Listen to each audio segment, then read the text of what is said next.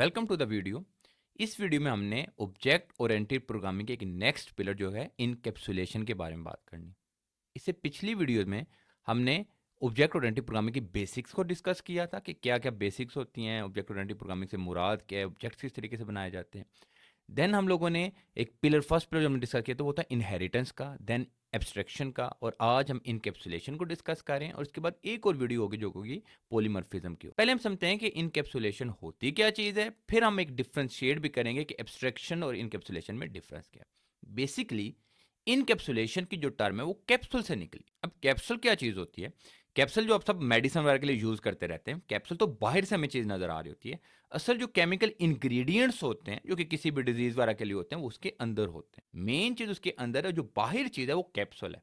तो मैं इसको ऐसे बोल सकता हूँ, कैप्सूल ने मेन चीज को हाइड किया हुआ अपने अंदर, मेडिसिन को हाइड किया हुआ अपने अंदर।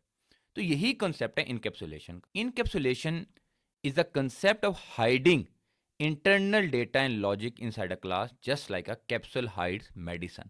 It only allows access through safe and defined method getter and setters. हम देखते हैं getters क्या and setters क्या थोड़ी देर में, लेकिन अभी हम बेसिक कॉन्सेप्ट को देखते हैं।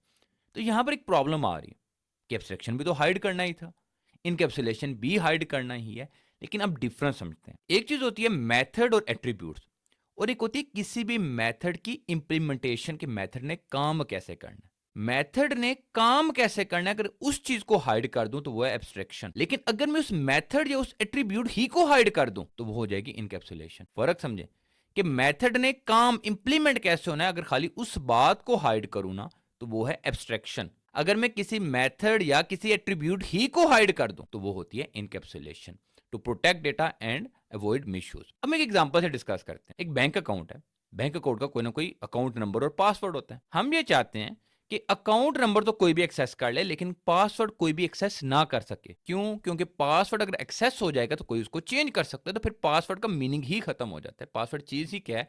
ऐसी चीज जिसको हम बाहर से या आसानी से एक्सेस ना कर सकें। तो इसके लिए मैं यूज करूंगा प्राइवेट एट्रीब्यूट। इससे पहले मैं आपको पब्लिक एट्रीब्यूट के लिए बारे में थोड़ा सा चीजों को रिपीट कर देता हूं। तो मैं बनाता हूं क्लास, और यहां पर लिख देता हूं बैंक अकाउंट। ये क्लास होगी। देन इसके में कंस्ट्रक्टेड बना लेते हैं इनिट। यहां पर मैं पास कर देता हूं लाइक अकाउंट नंबर, या अकाउंट ही इसको लिख देते हैं। देन मैं कर लेता हूं पासवर्ड, देन एक नेम का भी कर लेते हैं। इस तरीके से 3 एट्रीब्यूट्स बना लेते हैं। मैं लिखता हूं सेल्फ डॉट अकाउंट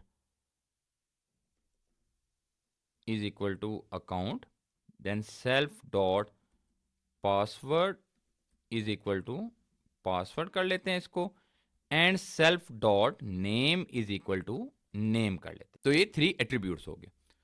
अब मैं एक मैसेज डिस्प्ले करा लेता हूँ। मैं मैसेज करा देता हूँ डिफाइन, सॉरी एक मेथड कर लेते हैं, और मैं कह लेता हूँ उसको शो मैसेज। इस तरीके से बना लेते हैं सेल्फ। देन मैं इसमें पास कर लेता हूँ प्रिंट एफ स्ट्रिंग। देन यहाँ पे मैं योर नेम इज, यहाँ पर मैं लिख देता हूँ self dot name, and your account number is, और यहाँ पे हो जाता है सिंपली सेल्फ डॉट अकाउंट। ये अच्छा, मैं एक पासवर्ड के लिए अलग से एक मैसेज करता हूँ। मैं यहाँ पे लिखता हूँ डिफाइन शो पासवर्ड। इस तरीके से बना लेते हैं सेल्फ, और यहाँ में प्रिंट करा देता हूँ F string, then your password is, और यहाँ पे सिंपली सेल्फ डॉट पासवर्ड। ये हो गया। अब मैं इसे एक ऑब्जेक्ट बनाता हूँ, उसका नाम देता हूँ अकाउंट 1। मैं यहाँ पे लिख देता हूँ account 1 is equal to bank account, और यहाँ पे पास करते हैं नेम कर लेते हैं। सबसे पहले चीज़ है अकाउंट। अकाउंट में कर लेता हूँ 1 2 3 4 5।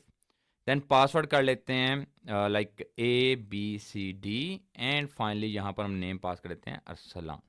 ये अच्छा, अब देखिएगा कि मैं बड़ी आसानी से इस पासवर्ड को एक्सेस कर सकता हूँ। मैं लिखूंगा अकाउंट 1 डॉट पासवर्ड।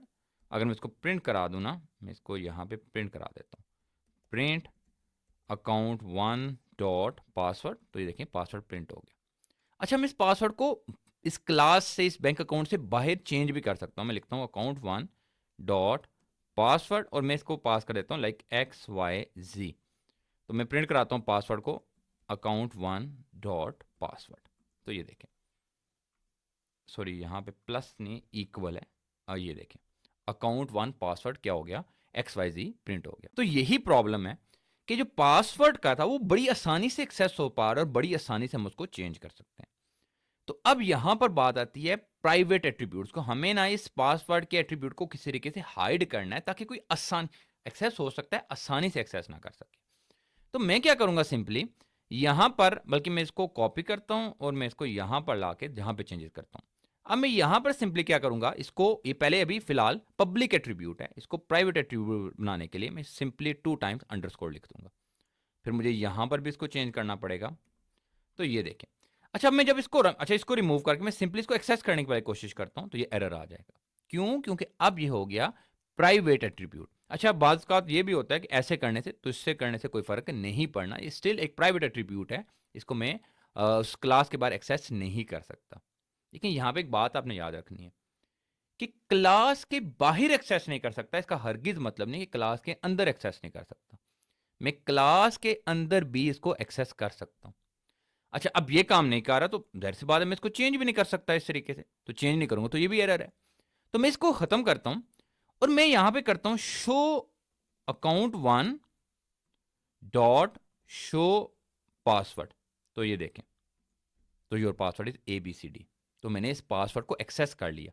ऑल्दो मैं डायरेक्टली एक्सेस नहीं कर पा रहा, लेकिन मैं इसको क्लास के अंदर एक मेथड का एक्सेस करता हूं, फिर मैं उस मेथड को एक्सेस कर सकता हूं, कोई प्रॉब्लम नहीं होनी। देखें, अगर ये क्लास के अंदर भी एक्सेस ना हो सकता तो फिर तो उसका मकसद ही खत्म हो गया था। क्लास के अंदर एक इनडायरेक्ट वे से हम इसको क्लास के बाहर भी यूज कर सकते हैं। वो क्या, किसी मेथड के अंदर इसको पास कर दें और फिर हम उस मेथड को कॉल कर लें। तो ये होता है गेटर। ये जो मेथड है ना शो पास, ये क्या बन गया, गेटर। हम इसके थ्रू, इस मेथड शो पासवर्ड के मेथड के थ्रू हम प्राइवेट एट्रीब्यूट को क्लास से बाहर एक्सेस कर रहे हैं, गेट कर रहे हैं, ले सकते हैं। तो ये गेटर हो गया। अच्छा, सेटर क्या? अब मुझे इस पासवर्ड को चेंज भी करना है, तो मैं यहां पे सिंपली कोर कर लेता हूं। मैं लिख देता हूं सेट पासवर्ड और मैं यहां पे पास करता हूं सेल्फ एंड न्यू पास कर देते हैं इसको। और मैं यहां पे कर लेता हूं इसको इस तरीके से कि सेल्फ डॉट पासवर्ड एंड इसको इक्वल लिख लेता हूं न्यू पासवर्ड के। अच्छा, अब फिलहाल मैं इसको रन करता हूं तो योर पासवर्ड इज ABCD। अब मैं सेट पास को कॉल करता हूं अकाउंट 1 डॉट सेट पास और मैं यहां पर पास करता हूं न्यू पासवर्ड जो कि है XYZ। इसके साथ ही मैं कॉल कर लेता हूं, मैं कॉल करता हूं अकाउंट 1 डॉट शो पासवर्ड को। ये सॉरी, ये अब योर पासवर्ड इज XYZ।